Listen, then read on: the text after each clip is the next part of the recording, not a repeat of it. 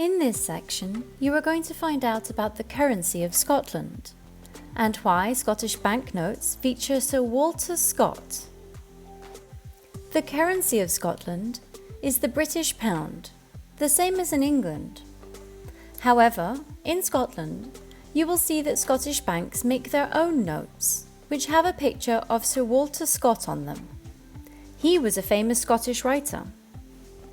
After Robert Burns' death, Scott actually became Scotland's most prominent writer for the first half of the 19th century, but his life was very different to Rabbie's. His father was a lawyer, and his mother was the daughter of a physician. He too had a passion for reading, but had much easier access to a range of literature.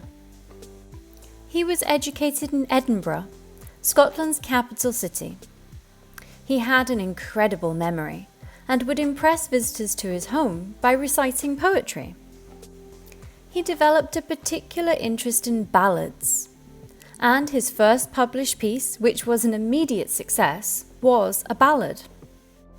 He wrote both poetry and prose, but to start with, he published all of his work anonymously, signing it The Great Unknown. After he revealed himself as the author, he was knighted in 1820. A knighthood is a title that is given to someone by a British king or queen for his or her achievements or service to the country. And that's why we call him Sir, not just Walter Scott. Back in the 1800s, £1 banknotes existed, but in 1826, the United Kingdom Parliament tried to ban the printing of notes which had a value of less than £5. Scott wrote a series of letters to the Edinburgh Weekly Journal under a pseudonym or fake name, campaigning for Scottish banks to be able to continue to print their £1 notes. The government eventually backed down and let Scottish banks continue to print their £1 notes. And that is what led to him being commemorated on the Scottish notes that we still see today.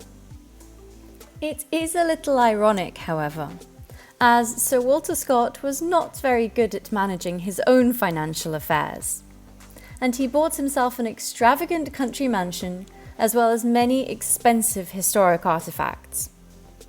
Around the same time he was campaigning for the £1 notes, he was also in around £100,000 worth of debt. That's around £9 million today. He stopped publishing his work anonymously and worked very hard to pay off his debt.